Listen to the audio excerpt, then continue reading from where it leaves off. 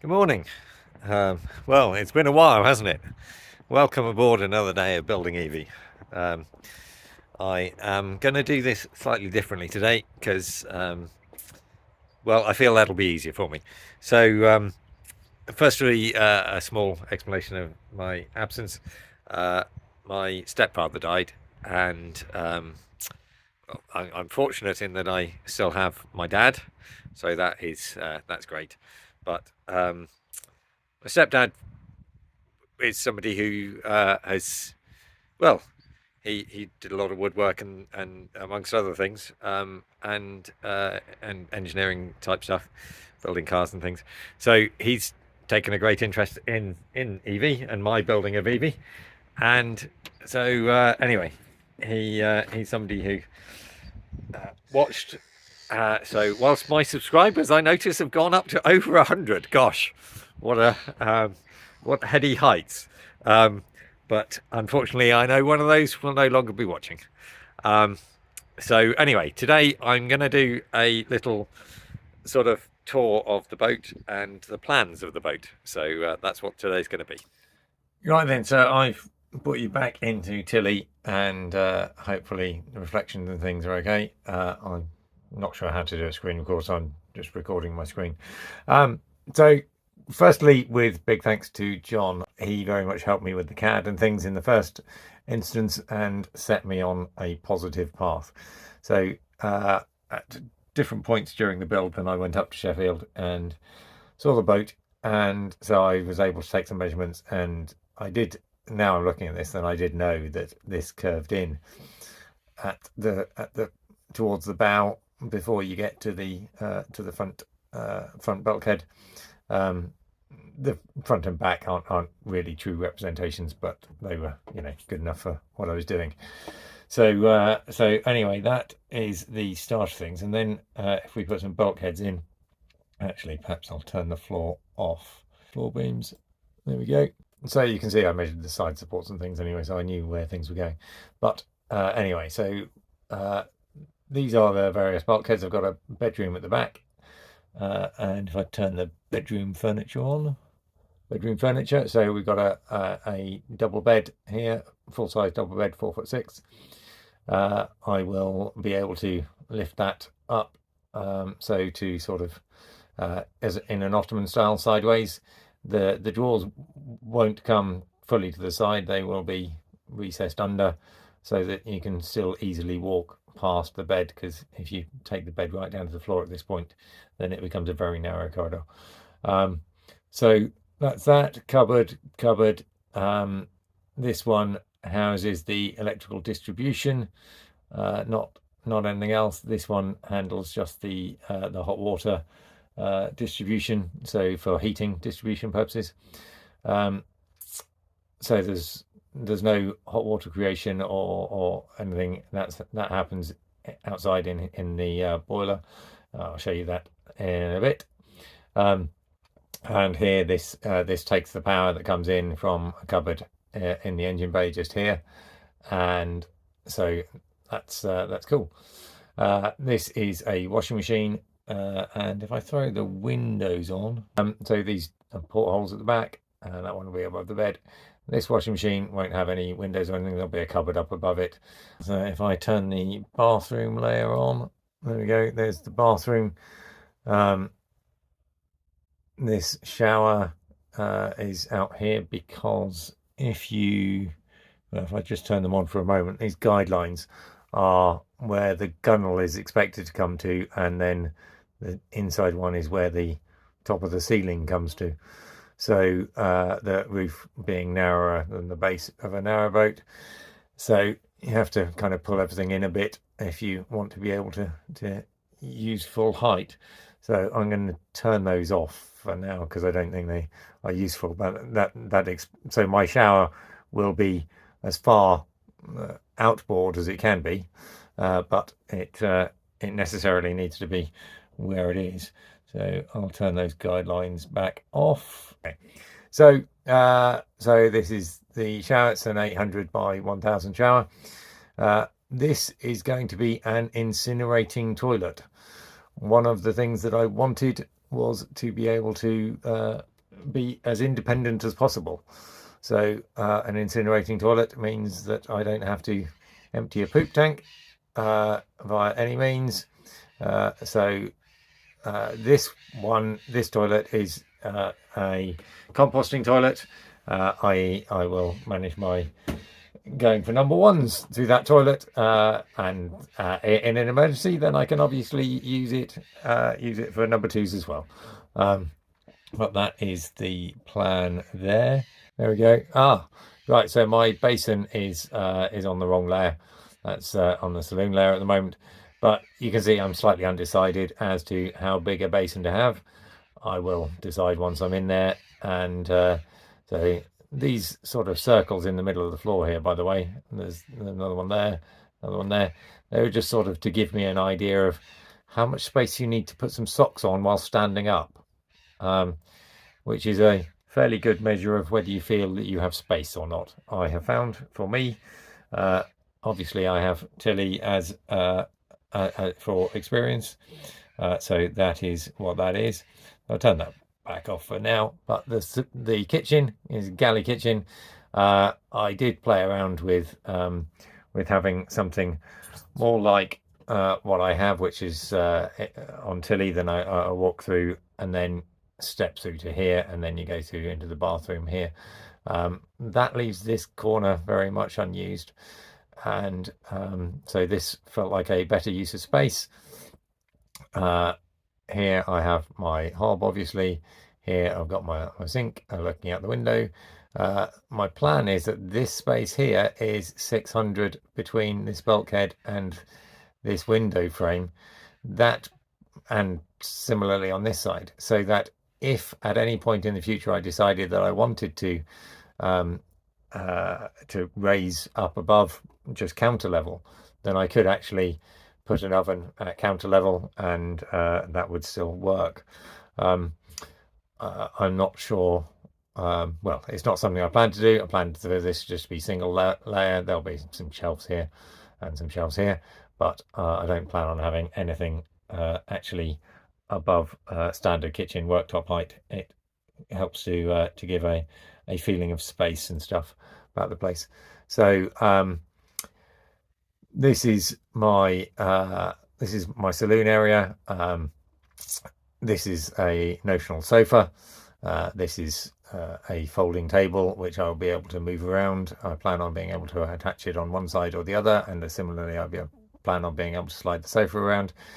These are folding chairs, whatever. There was at one point the idea that I would have a stove. I am not planning to have a stove, but it's just there for sort of space and notional planning purposes. So then we get to well, heating and hot water. So my calorifier's out the back and my boiler's out the back. So they were fitted by Finesse. And these are my radiators. They run straight down the side. They look like this, but they've got 3 pipes instead of 2. That's this grey colour. So they're like my skirting board and radiators in one, which then means that I will be able to do things like move furniture around in the saloon. When living abroad, then I found that it's often that you're moored up and curtains might be drawn on the towpath side, and if all your furniture is set up one way, then you're sat looking at the windows with drawn curtains. Not ideal, so I wanted to be able to move my furniture. That was another sort of prime requisite that I wanted, and that's another reason why I have 2 hatches, 1 hatch on this side and 1 hatch on this side. So that is that. The ply, yeah, so that all goes in here. Going back to the radiators, these radiators, obviously I know they don't bend, and I knew that I would have to figure something out in this section here, and I knew that I wouldn't really be able to figure it out until I had things in my hands, if you see what I mean. So I don't worry about it, just carried on regardless. Whether that was a wise plan or not, I guess we'll find out once once I do the next things that I've got to do. Uh, um, so yeah, so these ply sheets are just me working out where I want the joins and things. So the first two ply sheets will be complete ply sheets, and then other ones will be cut to fit where they need to go. I'm I'm very keen on doing things the way that I want to do them, so that I can be independent of. It may create a little more waste and what have you, but my bulkheads will get put in first, and then my linings will butt up to them on either side. So it may make for a little more wastage, but it also means that in a future unknown situation, I will actually be able to take the ply linings off if I need to get into something if I need to get into it. When building a forever home, then I think one puts different constraints on than if you're just building for speed and efficiency. One of the things that I will also be doing is I plan to put in some extra drainage into the shower so that I might do a recirculating shower. It's not in my immediate to-do list, but it is something that I've thought about, because that elongates how long I can survive without going to the water point. Similarly, on that front, my water tank is under here. It is as big as I can make it. It's about 950 litres. And well, I might even have made it bigger if I could, but that's, it's as big as I can make it. I've got a fill point either side, partly because it makes life easy, and it's a one-off cost of putting them in, but also there are sometimes you get to a water point and there are two taps and there's nobody else there, so I can fill double quick because I'll have enough pipe to do that, because you need pipes to get a long way anyway. So that is that. Ventilation, I just have an extractor fan here and an extractor fan here, so that's my high level ventilation. There's a bit of low level ventilation coming in different ways that Finesse has helped me with. So that's my low level ventilation. I won't have holes in the doors because that's complete pain. Well, it's not a pain, it just means that you get air blowing in and stuff. I think that's about it. I mean, I did various things like work out all of my ply sheeting. This is all of my kitchen, working out what I needed to build there, and things like that. Lots of different things went into this, worked out various bits of wood and what have you. But I think that probably gives you a fair idea of what's going on. Oh, these things are in the heating system, and they are heater matrices. I haven't got one here to show you, but they will just be plumbed into the heating system. They're like a mini heater matrix with a fan that 24-volt fans, so I will be able to blow hot air through those to boost heat if I need it, either on this loop or on I'm going to plumb that one into the bathroom loop, so that I can blow that independently, because I don't want to turn this radiator on if the sofa is right here, because it's not going to produce as much heat. Or maybe I do, but anyway. So that is that. I should probably turn off all the furniture and show you the roof. Oh, I do want the roof furniture. Roof where? Right. So on my boat, then I asked Finesse to fit 6 solar panels. They're the stuck-on ones on the front. They are very good at doing that, and they have I have no control boxes or anything on top to trip over, so they are completely smooth, and they're I believe in getting the right people to do the right things, and that definitely fell into that category. Now, initially, then I had planned on just having 3 large solar panels, but because of where things are, then I have figured out that I can have 4, so I will. So this roofware, these red things, are some centre lines which I've positioned slightly out from the centre, so that it helps me avoid running the centre lines into the fixings and things that I have for these solar mounts. So that's what those are. This is the hatch. So this solar panel will have to be lifted above the hatch, and the hatch will slide underneath it when open. So that's what I'm doing there. Yeah, so that's about it really. I'll go and show you the rest of things in person. So to carry on from where I was, these are the stick-on solar panels that Finesse did for me. As you can see, well, I think they're much better than the ones that anybody else puts on.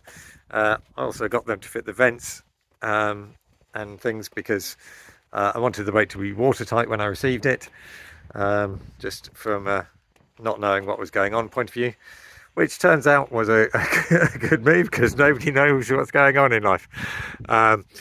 This is the boatman's beam, which well, I shall have to clear, but as I say, clearing, I'll have a solar panel as low down as I can, but it will have to clear the hatch as well. So anyway, I'll now take you into the engine bay, I guess. Right then, well, this is kind of difficult to film actually.